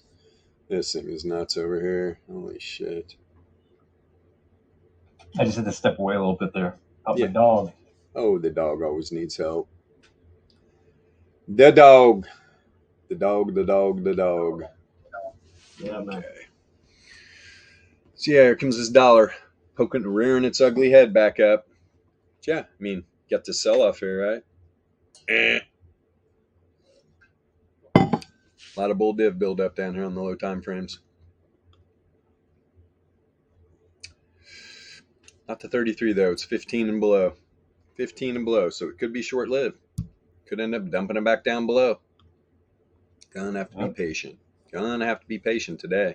But it's wanting to pump right now. That is for sure. And you will see all the other assets dump. Yes, you will. Meanwhile, what I wonder, see something here. Just want to take a peek at what we looked at earlier. Yeah, there we go. It's up 20%, up 0.2%. I mean, yeah, I see that thing flying. Quick pullback and then continue to the top side. Let's see if there's any of these altcoins that are just ripping away. Dot, interesting. Dot's up 2.5%. Good, good, good, good. I'm sure Sol's down. Of course it is. Got wrecked yesterday. Yeah, you got Monero leading the way. And up 5.65, at least just on my watch list. I'm sure we pull up crypto bubbles. Let's see real quick. You got Clay up 8.2%. Yeah, I'm getting ready to pull up the bubbles. Let's see the bubbles. Let's see them bubbles.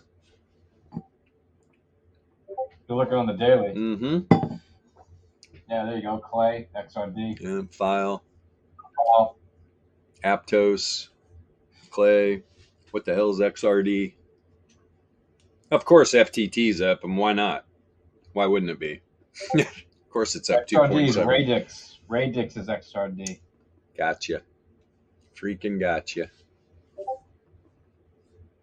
Gotcha, gotcha, gotcha. Let me give me one of these bad boys. I don't know if I can. Nope. Okay. They're selling fast. Over here degenerating on something, and yeah, this sucker, man. This thing is so botted. Incredible. Yeah, markets are fried. The markets are el friedoed. What's down big? Let's see. Oh, everything's down. SNX, look at that, 8.2%. Yeah. Yeah. IMX. Where is it down again? No, AGX, yeah, down 2.5%. It's definitely been selling off. Maker selling off after that nice pump. Look at the weekly, man. Look at the weekly. It's brutal. Holy shit. Yeah, on the weekly. Yeah. AVX down 25.5. What the hell is Bone? Of course, Bone's up 5.9% on the weekly. Yeah, right. SPX down 30%. Why wouldn't it be up? Bone, XRP up on the weekly. Sure, we got a crypto warlord that's happy about that. But I know he was like jocking VET too. Hey, VET's down 17.5%. Hopefully he didn't sell all that XRP and throw it into VET. Hey man, Hex is down 22%, and I'm thrilled about it because it just means there's more cheap Hex to buy. More cheap Hex. More cheap Hex. And SHIB is down a good almost 9%. Did you hear that one of the founders of SHIB apparently had some wallet connected to some OpenSea account or to some? There was some funny thing going on there with SHIB and one of the people on FTX. And the day that they announced that they were offering some, perpetual contract or whatever, or expanded services for SHIB, right. That same day, the largest SHIB holder dumped a whole bunch of them. So they suspect that somebody at FTX was connected to it, to the co-founder of SHIB. Imagine that. Yeah, I mean, who gives a crap? But it's what a shocker. Oh, gee, insider information that on a shitcoin, not exactly surprising information there. You're right. No kidding, huh? No freaking kidding. Yeah, dude, even Cardano's down almost 9%, more than 9% on the week. Yeah. I mean, you literally on the week, you just got a couple randos. Yeah, XRP's a rando to me. Never have liked it. BTC is down 7%, Litecoin down 12%. Generally, that's not terrible. I mean, across the board, this thing's down 20% or more. But goodness gracious, it's been a rough week for anybody holding on for long. That's for sure. That's why we don't. Now here's the monthly. Yeah. Hex up 43%. Yep. I know. More expensive to buy. BGB up 62%. Is that bubble goose? I don't think so. You're right. I wish. I wish bubble goose was up 62% on the month. I'd be looking purty. Purty. Yeah, that's wow. But it's the BitCat token, and they've been doing a lot of heavy influencer marketing lately, so they've been seeing a lot of that. Goodness gracious. Even on the month, right? The monthly AGX down 32%. FTT, that makes more sense, down 36%. God, CFX. What is CFX? Yeah, that's a lot. 200. Let me see something. Where is the heat map for... Where are you? There you are. Let's see what's happening over here. Let's see what's happening over here. Yes, I want full screen. Huh, now you got energy up. Energy's all up. You got credit services. Oh, I see. Good. I mean, got a mixed bag right now. Looks like the fangs are up. Things looking good there. The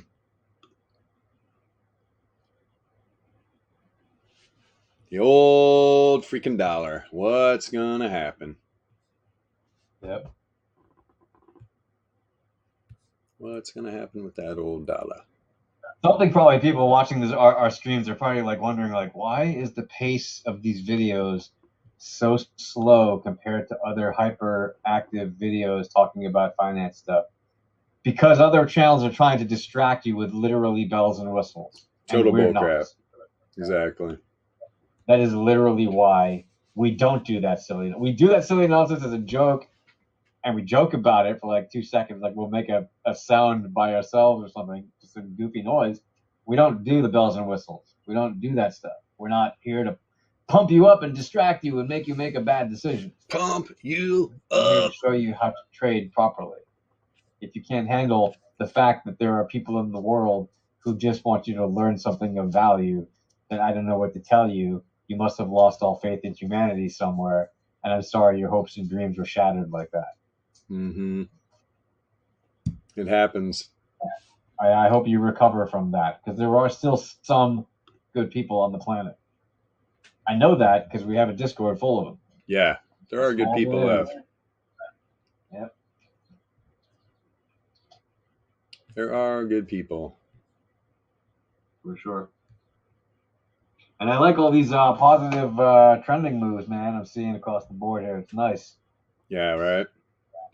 Yeah, man. Dow Jones. SPY.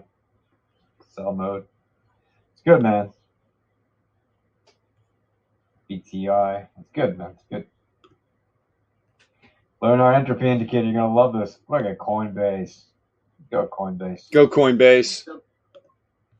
Just shit together. Yeah, it's going to make Kathy Wood real happy this month with the Coinbase. Yeah. What'd she just load up onto? They loaded up on something yesterday. I think they bought, or was it yesterday? Because she announces like every week or two. They're like, we bought another 100,000 shares of Coinbase or whatever. Like, okay, that's congratulations. Wealthy people buying more stuff. There you go. Right? Like, I'm happy for her. You know, whatever makes her happy, that's great. But like, I don't see how that's really news. Yeah. But yeah, okay. But it's okay. I guess it's news because, you know, whatever. Who cares? She's losing money like hand over fist, though. Come on. I mean, sometimes, you know, when she's buying, it goes down, yeah. But when you know, but yeah. But like a couple months ago, that stuff was down at like $20 or something, right? $29, $20. now it's up over 60. Who's laughing now? You know. But she's still probably underwater. Yeah, probably. Yeah, she's probably been averaging down since the high. So, like that guy Michael Saylor or something. Oh, Mikey boy.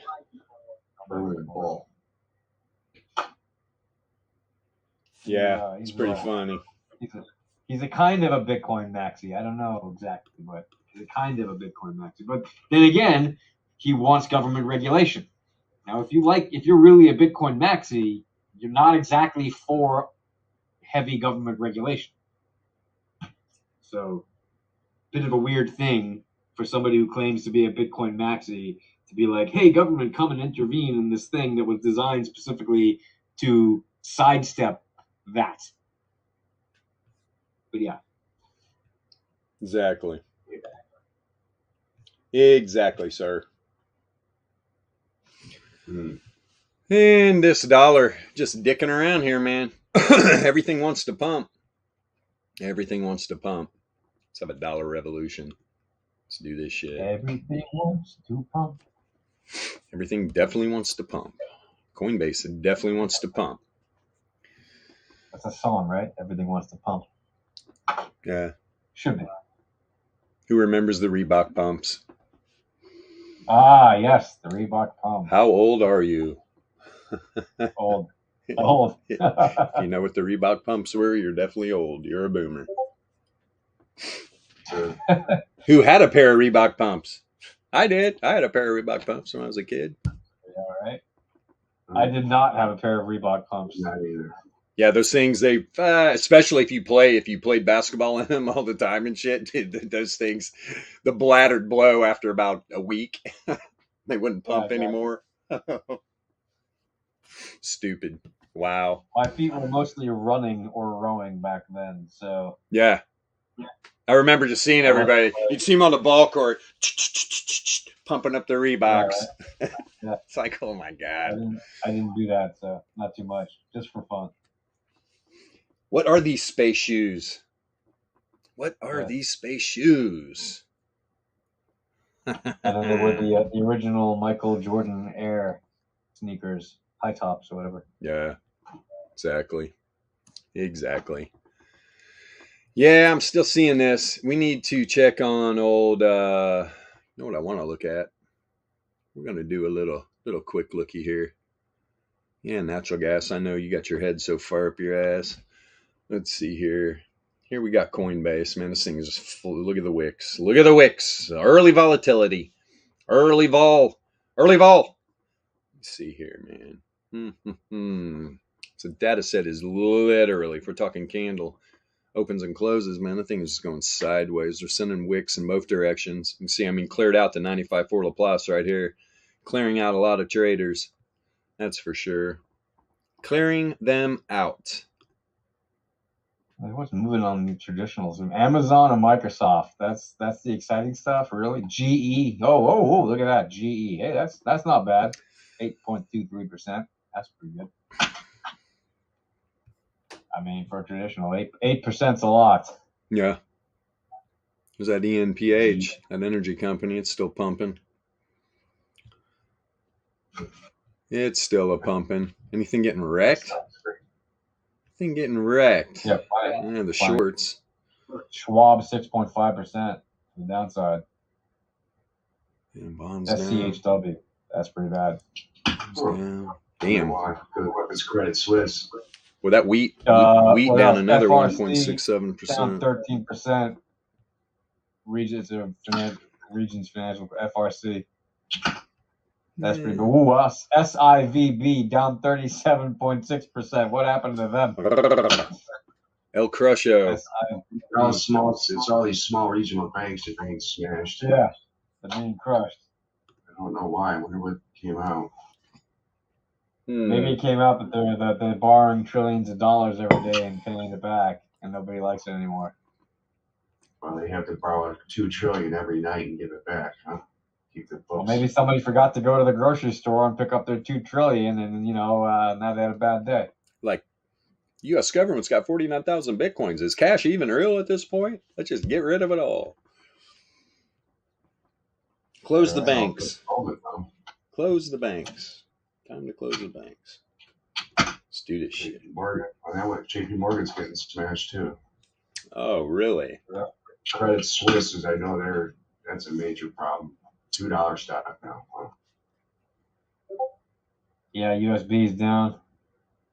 PNC's down. TFC's down. All the banks down. Down. Financial data firms, though, not so much. And credit services, not so much. But Of course.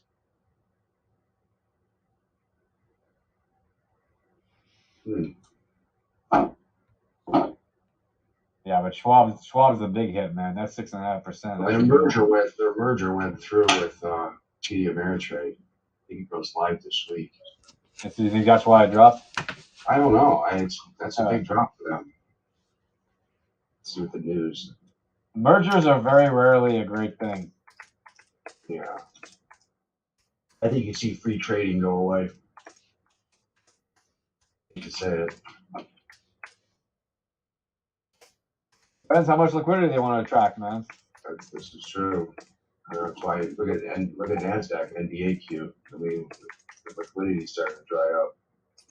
If you want the average penny trader, or rather the average retail trader, to come in and spend their, $5,000 or whatever on your system, they got to make it affordable.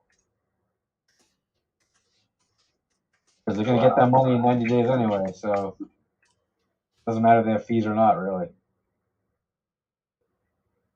Those fees only really apply long term to people like us who are actually trading for years and years and years.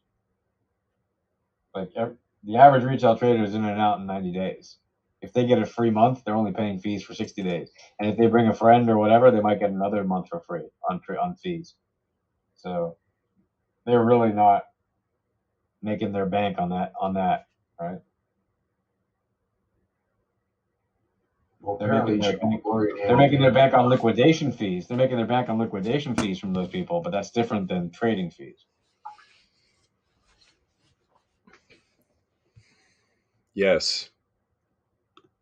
Well, apparently Morgan Stanley has to pay Schwab a huge amount of money because of stealing their personnel.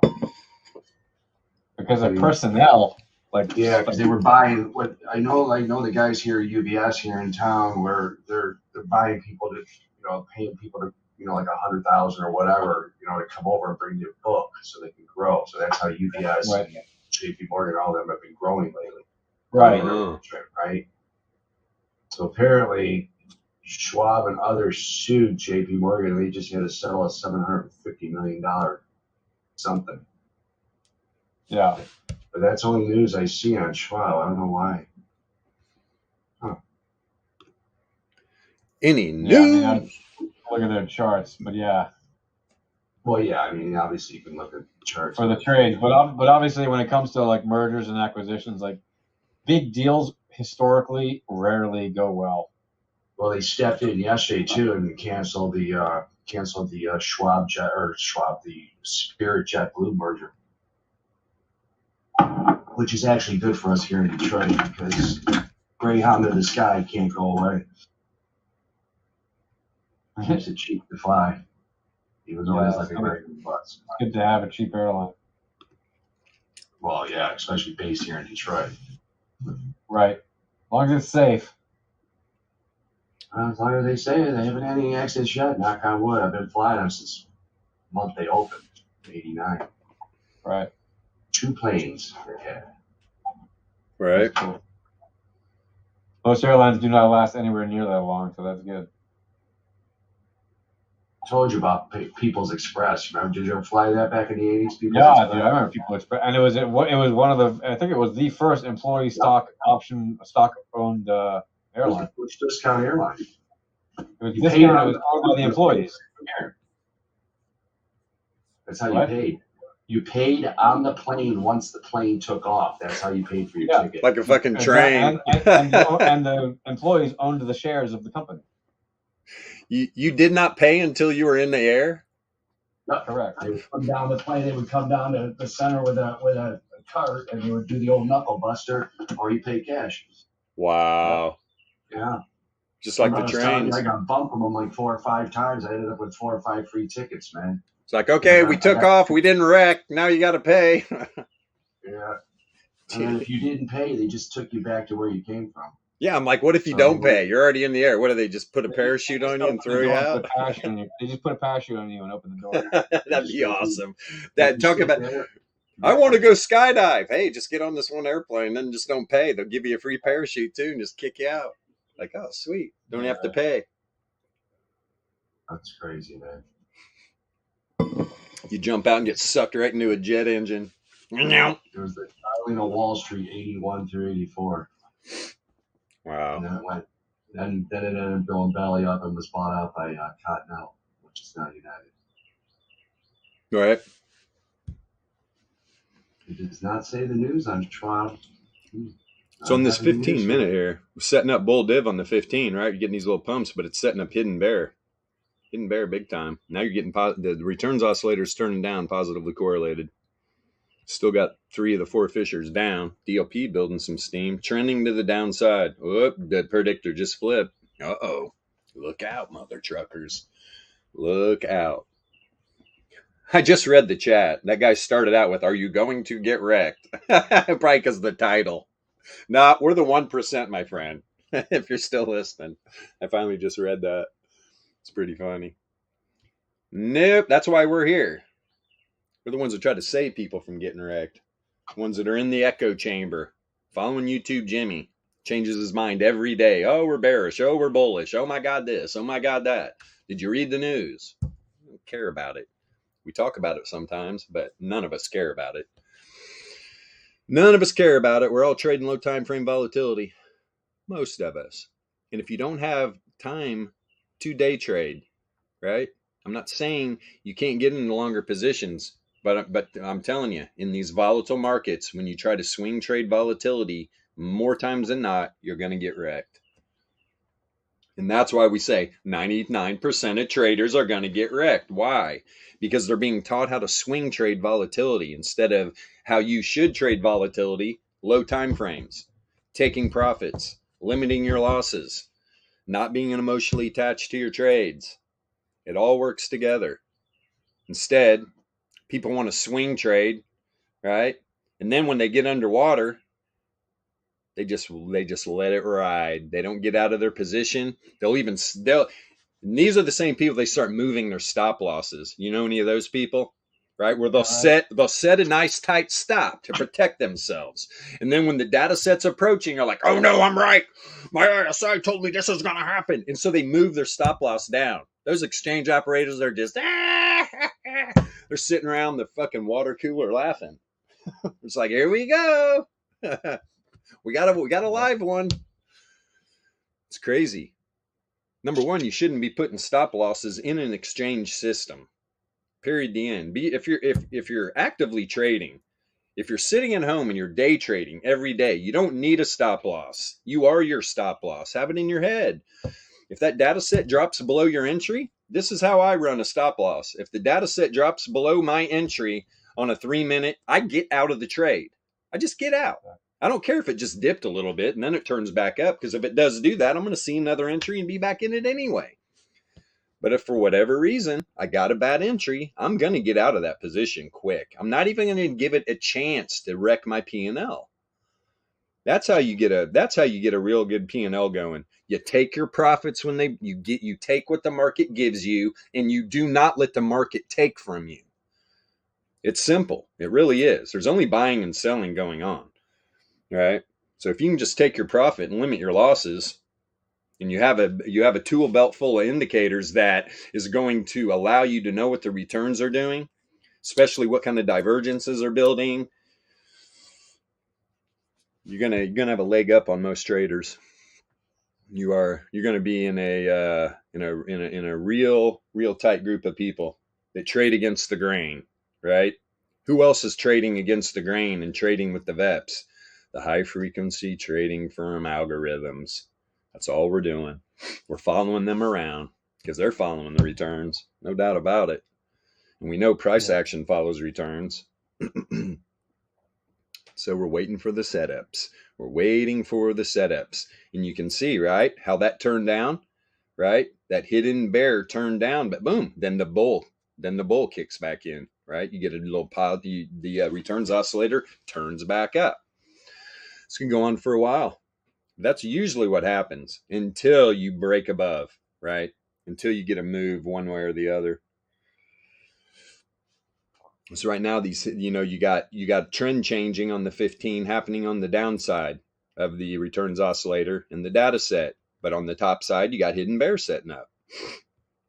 Yep, you got hidden bear set up. But if this data set gets up above like 105.3 or something, all that hidden is going to cancel out and the bull could really take off. We'll see. Especially got low time frame volatility. Now it's contracting a little bit, negatively correlated. So you're going to see this thing start to move. Going to see it start to move. So the contraction, positive, boom, down, down, down, down, down. We're on the 15-minute. Yeah, this could just be, I'm looking at these tight ranges. Looking at the tight ranges. Yes. Spike definitely has a tight range. Dollar, tight range. Is it trending right now? Low time frames? You go down onto a low time frame, 3 minute? Yeah, it probably is. All these moves, little trending moves. But you're usually going to see something more powerful than this when you get a tight range like that, like 95 for Laplace to one side or the other, which we haven't seen that yet. And I'm sure in the 15-minute, we already got the pattern traders. They're all getting all excited, looking at fucking flags and stuff. None of that matters in a random market, you guys. There's people already drawing trend lines on this little 15-minute freaking move here. This little setup. Right. It's crazy. It's crazy. And then they're drawing, wow, where's the expected move to? Well, let's see here. Instead of really understanding what an expected move is within the distribution, not because you're drawing triangles on your chart and then trying to figure out where this data set, how far is it going to drop? It's just crazy, man. The effort that people put into some of this stuff. You're wasting your time. You really are. There's so many more things you should be focusing on. If you really want to learn to become a trader. If not, you're just an investor. And what are you wasting your time doing? Watching streams like this. If you're just investing, go for it. Invest. If you believe in crypto, you believe in Bitcoin, you should be buying. In my opinion, it's not financial advice, but it's a no-brainer. If you're just an investor in crypto, you know where this is going to be in the next 10 years? You're going to look back and be like, remember when Bitcoin was 20K? Yeah. When it's sitting at $2 million or something stupid. So, yeah, man, be careful. Be careful. Oh, we're going to break out. Oh, my God. Okay. So, here we are. Check crypto one more time, see if anything's breaking out before we wrap this up. We've been going on for a while now. What's up right now? The shorts. Of course they are. Of course the shorts are going. Crazy people. Crazy freaking people. We could get some altcoin pumps though. We really could. If this just goes sideways, what's BTC dominance at? 43. I mean, it's definitely risen. I mean, it was down. It was right at 40 for a while there. The markets were really getting, all the altcoins were pumping. Chat's risen quite a bit. A few points. Yeah, everything's pretty much just flat as I've been. Goodness. Want some excitement. Yeah, nice movements on the low time frame. Yeah, low time frames. Things are kicking butt. Yeah.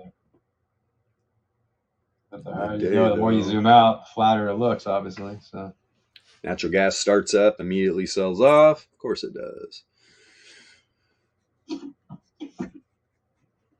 Yeah, nothing really sticking out though, man. To be honest, at least not on the daily. Got a mixed bag and traditional. You're like 50-50 up and down. Everything just trying to get a footing, right? Figure out what this market's going to do. I mean, even if you look like at Bitcoin or whatever, you can see on the day, like the range, right? The daily range was technically trending, but not so tight, right? Like it has been recently. It's tight enough, but it's not so tight. So, you had some trending moves throughout the day. You had some trending moves several times, like even on the 15-minute, and now it's fully random again.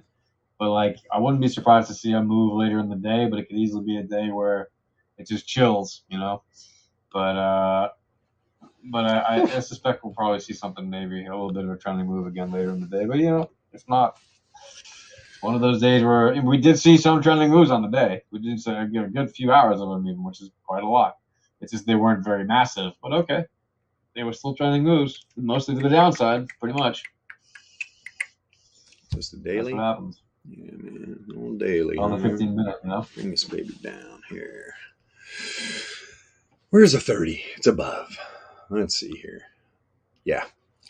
Yep. So we got the power mean right in between the 30 length and the 11 length RMLR. Data set on Bitcoin has definitely dropped below the 11 length, bounced off the first standard deviation. This baby's going to have to get up above this 11 here and make a move back to the 33. Could it reject farther down? Yep, it sure could. Sure could. Right down to where we've been talking about, that 20K level. 20K level on the weekly. Let me see here. Let me turn off the 30. Yeah, there could possibly be another intersect between like the 30 or maybe even the 33 power. Like, yeah, I mean, on the Sunday on that daily. This wouldn't shock me at all right here. Come down and test this RMLR. It's about 20.5, but at the same time, doesn't have to. This thing can turn up.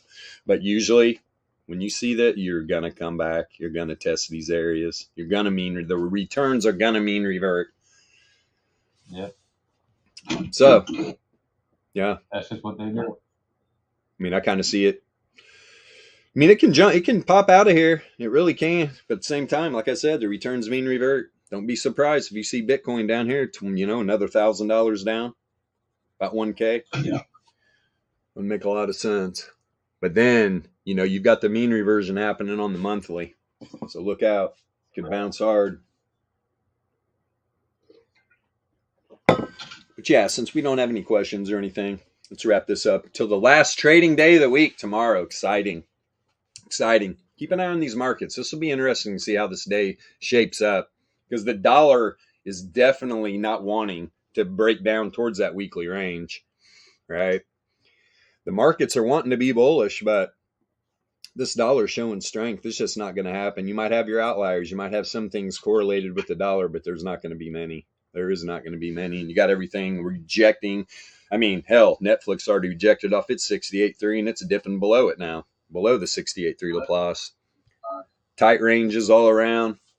I have a feeling we're going to have before this day closes, there's going to be a nasty little move here to the top or the bottom. Either way, that's why even more important to trade these low time frames. Get all that juice up and down, up and down. My bias is right in the middle of today. I would probably have risk off today trading, to be honest.